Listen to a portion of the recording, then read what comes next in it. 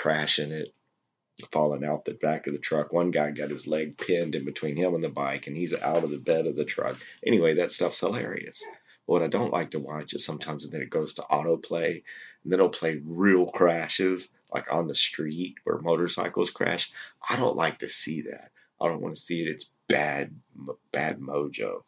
It's horrible. Too many of these things that I've bought the motorcycles in real life, or they've come to me to be fixed, and and I've met a lot of people I haven't met a lot of people that have been killed. No, I've met a few people that actually have been killed on motorcycles, and a lot more that have been injured terribly. So A, watch for motorcycles, and B, don't ride your motorcycle or drive your car when you're drinking. You know these things. Sometimes it just takes some crazy ass Southern Texas voice to just reiterate that, because Robcast wants to continue having you as a listener, and somebody out there loves you, so they want you to end up coming home to them, and don't fuck all that up by having too much to drink and getting behind the wheel or getting on a four-wheeler over the holidays or anything like that, because the minute that you don't respect any of these mechanical things, the minute you don't respect them, they're not going to respect you. You hear me? I'm saying. So we ended up going. We went to Cracker Barrel. They didn't have the Eminem musicians. There's these little collectible things. We went to the shopping center in Pearland, Texas. It was a madhouse. We have to park. It took maybe, I don't know, not exaggerating. It probably took 30 minutes to park. And so then we just walked through the whole shopping center after that, and we went to another big store. I think it was Ross, and there was like literally on all where they normally have all of these weird little gifts, kind of like sharper image type things, and where the sharper image type things were, there was like, well, there's fucking Star Wars anything out there. No matter what, dude, there is fucking you. I mean, you got to give it to Disney. They're trying to make all the motherfucking money off of just Star Wars as they can. And I even go back a few years ago telling Pops, I said, Pops, if I had an extra, something significant to invest, I would invest it in Disney, just because they just bought Star Wars, and they're gonna be booming. Their stock's gonna go up. And but the point is, we didn't find anything we were looking for. We went to 3 different places.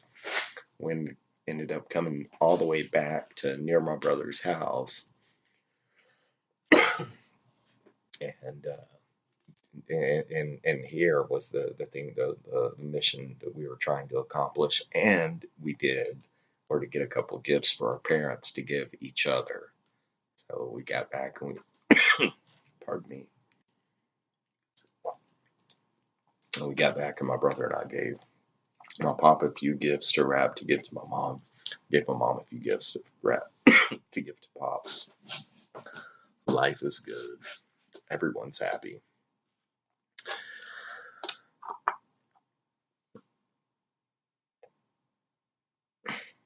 So yeah, it's been a busy week. I know everyone's trying to get back to normal still, believe it or not, after Harvey. And I just say hang in there, guys. It will all come around full circle, and all of our houses and all of our yards and our fences and everything's going to be twice as nice as it was before. And we just need to become involved in our communities. We need to become involved with our neighbors, our communities, our local representatives, so that we rebuild things properly. And if this does happen again, maybe it won't be as bad. And that's kind of tough to say whenever it's happened at my house in particular.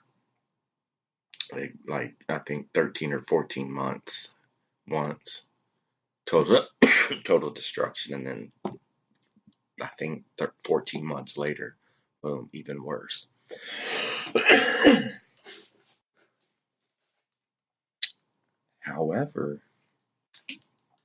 I'm not saying that I've lost encouragement. If anything, I feel more blessed and happy to be alive now. And like I said, just finishing and getting one room 90% done and standing in it and seeing what you've done, it makes a big difference. And if you already are back home and you're worried about the Christmas and all that kind of stuff, man, we just need to say that 2018 is going to be our year, and maybe you rock 2017 out like a motherfucker. And if you did, I'm proud of you. And I think we all still did, because guess what? We motherfucking woke up today. And hey, if you did something good with it, that's up to you.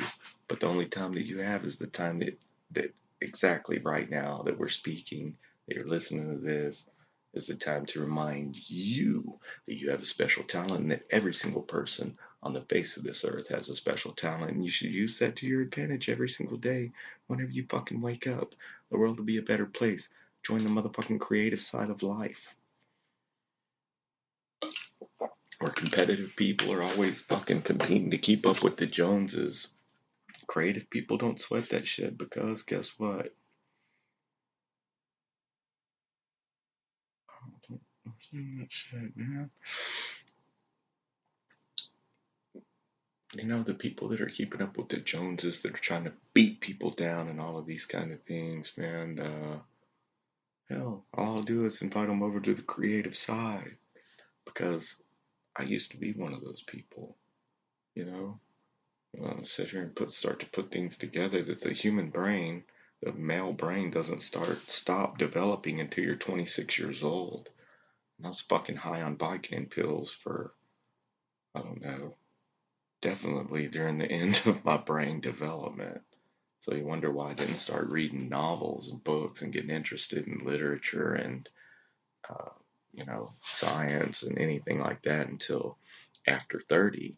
Okay, it makes total sense to me now.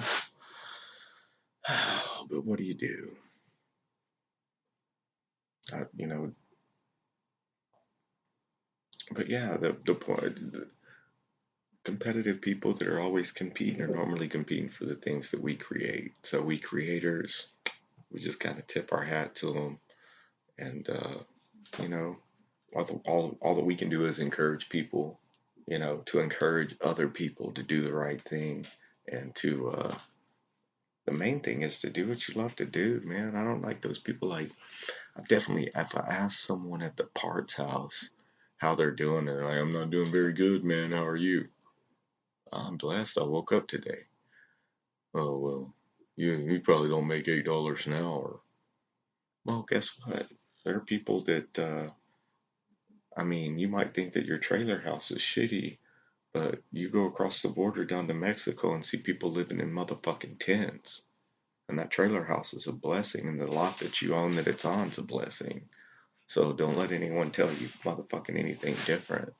So definitely your little brick home, your little 3-bedroom brick home, that's a fucking mansion. You know what I'm saying? People just take things for granted. And, we've got to be grateful for the things that we have. Man, fucking so many people, you see them get blessings, just opportunities in their lives and blessings. And instead of taking it as being grateful and thankful for it, they take it as they just stole something. They got away with something. You didn't get away with anything, man. All of your hopes and your dreams, they should come true, as long as they're with good intention. You don't have to impose your will on anyone to make them happen. You don't have to manipulate the world. But the world's not going to come to you. The gold's not going to come to you. You got to at least go out and mine it and see what happens.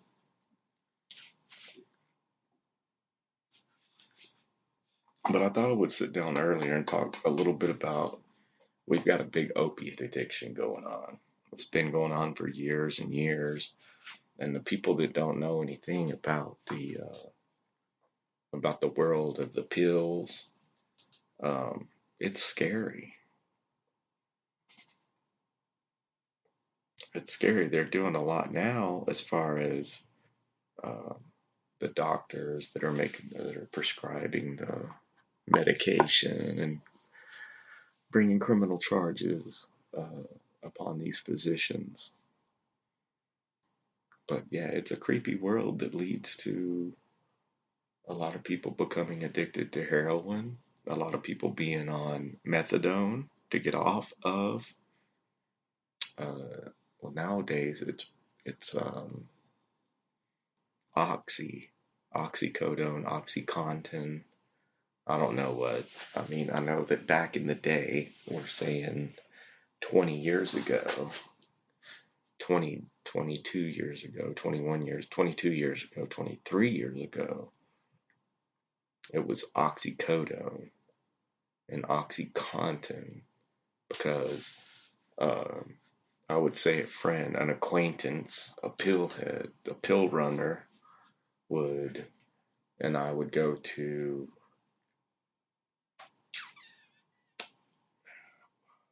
the,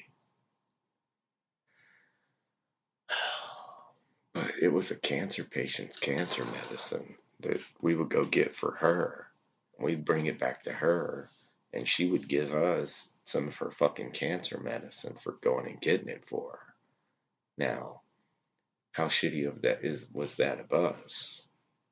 But the shitty part of that is the other dude would crush those things up and shoot them up. I never actually saw him do that shit. And I was addicted to Vicodin and Somas, which is a muscle relaxer and a pain pill. Um, so I would sell the oxycodone and get and buy some of the shit that I need. So anytime that uh, there's addiction involved, there's a whole black market of all these other things involved that include, and I'm talking uh, like getting other people to go to doctors with you to get medicine, quote unquote medicine, to be able to just stay fucked up in the twilight zone all the time. And the real the icing on the cake is that you are spending all of your time to get fucked up to get to this level.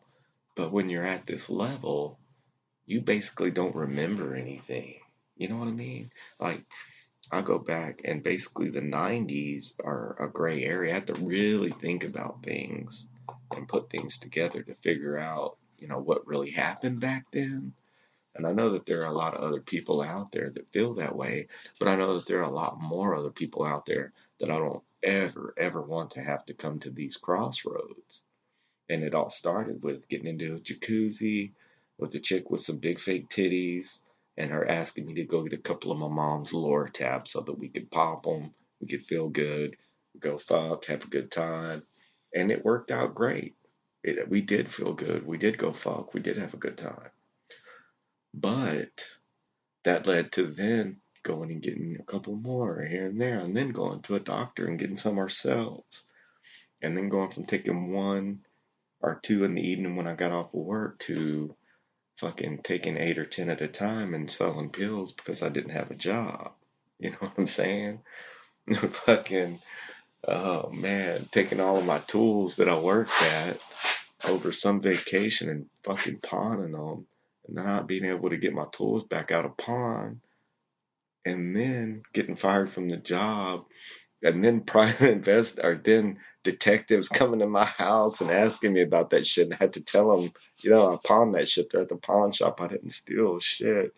Then they had to go get their tools out of the pawn shop. Some dickhead shit.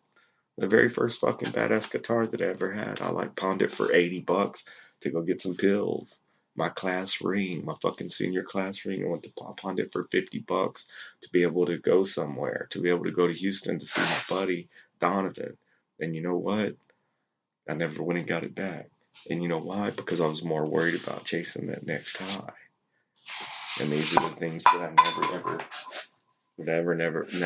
I never ever want my listeners to experience. And if my listeners are experiencing these things, stealing things from your loved ones, friends, family to support your habit, that there's hope. Because I did come to, I won't say that it's a long story to tell you guys how I got off the pills. However, I did decide consciously that this was not the right